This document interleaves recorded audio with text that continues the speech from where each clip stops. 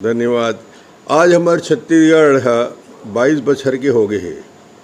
22 बछर में छत्तीसगढ़ नित विकास के नए आयाम ला छुए है। आज 1 नवंबर हमारे छत्तीसगढ़ राज्य के स्थापना दिवस के अवसर में जम्मो संगी साथी सब्बो प्रदेशवासी मन ला गाड़ा गाड़ा बधाई।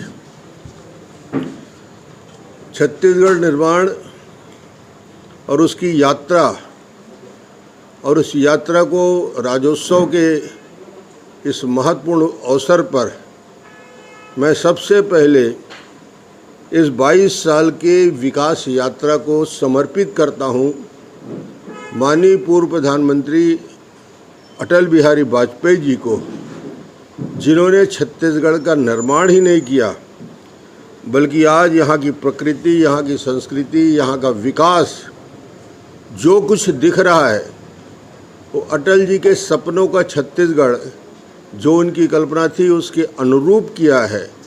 और ये अवसर में मैं छत्तीसगढ़ राज्य के निर्माता माननीय अटल जी को याद करता हूँ आज कि उनके ना रहने के बावजूद छत्तीसगढ़ की माटी माननीय अटल बिहारी वाजपेयी को हमेशा याद रखेगी। राज्य निर्माण के बाद जब हमें अवसर मिला तो अंत्योदय की कल्पना को साकार करने की काम की शुरुआत हमने की। 3 कालखंड में बांटा जा सकता है राज्य के इस 22 साल यात्रा को। 2003 जब राज्य के निर्माण के पहले 3 साल हुए और उस समय राज्य के निर्माण, राजधानी का चयन और बाकी कामों में लगे रहे। 2003 के बाद 18 तक दूसरा कार्यकाल आया जिसे छत्तीसगढ़ के निर्माण का स्वर्णिम कालखंड कहा जाता है क्योंकि सारे विकास, मैं कुछ आंकड़े बाद में गिनाऊंगा, इस 15 साल में छत्तीसगढ़ में आज जो दिख रहा है वो दोहराए गए और तीसरा कालखंड अभी चल रहा है 2018 के बाद आज तारीख तक। और इस कालखंड में छत्तीसगढ़ अपराधगढ़ बन चुका है। इस 4 साल में छत्तीसगढ़ देश और दुनिया के सामने बदनाम हुआ। किसके लिए? कि छत्तीसगढ़ कोल माफिया के चंगुल में है। रेत माफिया का जाल बिछा हुआ है। न केवल कोल माफिया, रेत माफिया, बल्कि शराब माफिया। और माननीय मुख्यमंत्री जी ने जन घोषणा पत्र में जिस बात को बार बार गांव-गांव में दोहराया था, पूर्ण शराबबंदी करेंगे, आज दिख रहा है कि गली गली में शराब बिक रहा है और कानून व्यवस्था की स्थिति खराब हुई है। शांति का टापू छत्तीसगढ़ आज पूरी तरीके से अपराध के साए में है।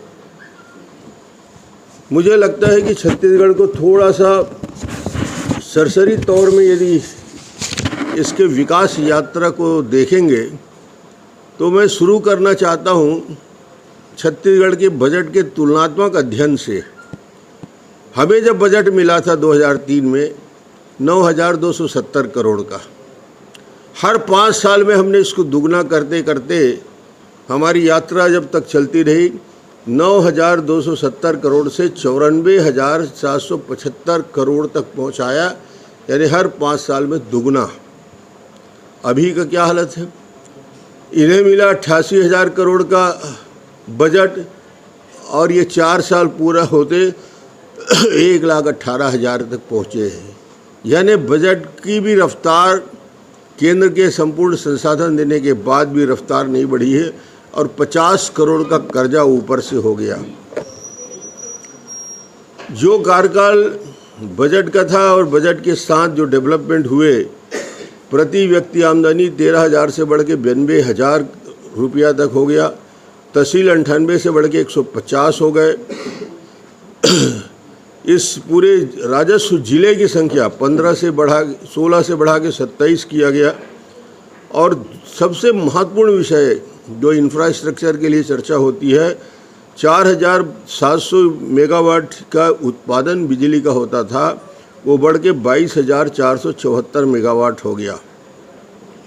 प्रति व्यक्ति बिजली की खपत 527 यूनिट था उस समय, 527, जो बढ़ के 1700 यूनिट हो गया। पंप कनेक्शन 72,000 से बढ़ के 4,70,000 पंप कनेक्शन हो गए। कुछ महत्वपूर्ण आंकड़े इसलिए दो चार मैं गिना रहा हूँ कि तुलनात्मक जब आप अध्ययन करते हैं विकास की इस यात्रा में, तो उस यात्रा में आप देखेंगे कि धान खरीदी 5 लाख मीट्रिक टन से शुरू करके 70 लाख मीट्रिक टन तक हमने पहुंचाया। और उसके साथ ही साथ आज मुख्यमंत्री बार बार याद करते हैं, भूपेश बघेल जी, सड़क सड़क सड़क।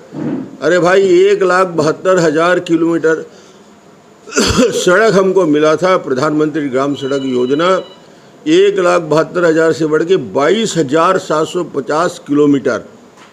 इतना बड़ा जंप 1,000 से बढ़ा के सीधा 22,000 किलोमीटर सड़क का निर्माण। और कुल सड़क जो आज 1 किलोमीटर नहीं बना पा रहे हैं, 29,000 किलोमीटर से बढ़ा के 61,000 किलोमीटर।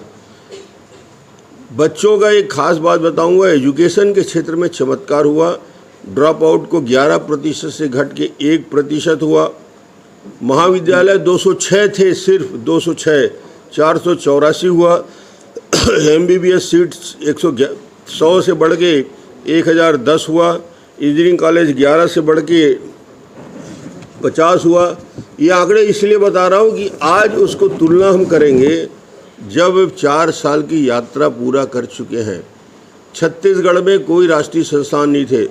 IIT, IIT, IIM, विधि लॉ यूनिवर्सिटी के साथ साथ लाइवलीहुड कॉलेज की स्थापना, पॉलिटेक्निक कॉलेज की स्थापना, इस प्रकार ये डेवलपमेंट का एक दौर चला। और आज विकास से हम पीछे होते जा रहे हैं। और आज छत्तीसगढ़ किस नाम के लिए प्रसिद्ध है? छत्तीसगढ़ को, छत्तीसगढ़ के बाहर जब जाके पूछोगे तो 2 ही मामला गूंजता है। एक मामला चलता है CD का और दूसरा ED का। ED और CD में उलझा हुआ छत्तीसगढ़ पूरी तरीके से साल 2 साल सिर्फ यही चक्कर चल रहा है। न विकास है, न डेवलपमेंट है, न सड़क है, न पुल है, न पुलिया है, न स्कूल है, न अस्पताल है। CD और ED के इर्द गिर्द पूरा निकल गया और आने वाले समय फिर निकलेगा। ये पूरी सरकार कटघरे में जब खड़ी होती है, जब IAS अधिकारियों जिनके ऊपर हम लोग आरोप लगाते थे, आज इनके आरोप को प्रमाणित कर दिया ED। अब इसके बाद कुछ बचता है क्या? इस सरकार को अपने पद में रहने का कोई नैतिक अधिकार बचता है क्या कि इन्हें अपने पद में बने रहें और छत्तीसगढ़ में डेवलपमेंट के लिए काम को आगे बढ़ाएं? ये विकास की यात्रा में अवरुद्ध करने वाला 4 साल। इनसे पूछा जाता है, भूपेश जी से, राज्योत्सव मनाइए, बहुत अच्छा है। राज्योत्सव तो हम मनाते थे और राज्योत्सव तो छत्तीसगढ़ के एक जनता का उत्सव है। हमको सबको शामिल होना है चाहिए और सब शामिल होते हैं। सबकी भागीदारी होती है।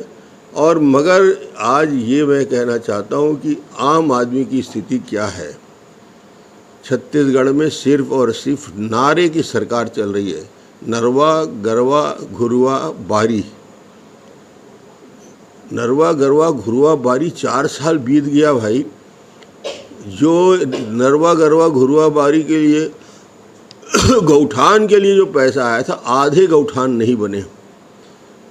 70% गौठान में पीने के पानी की व्यवस्था नहीं है। 80% गौठान में चारे की व्यवस्था नहीं है। 60% गौठानों में बाउंड्री वॉल की व्यवस्था नहीं है। जो इनकी फ्लैगशिप स्कीम है, जिसमें इन्होंने सेस लगाया अलग से, 15वां वित्त आयोग का खर्चा अलग किया, नरेगा का खर्चा अलग किया, करीब करीब 2000 करोड़ से। इसके लिए तो हम लोग मांग करेंगे विधानसभा में श्वेत पत्र जारी हो कि शासकीय धन का, केंद्र सरकार के धन का इतना बड़ा दुरुपयोग कैसे हुआ। इस विषय को लेकर हम बात करते हैं। आज चूँकि राज्योत्सव है इसलिए ज़्यादा कड़ा नहीं बोलूँगा, क्षमा चाहते हुए। आप सबको राज्योत्सव के इस उपलक्ष्य में बहुत बहुत शुभकामना, बहुत बहुत बधाई।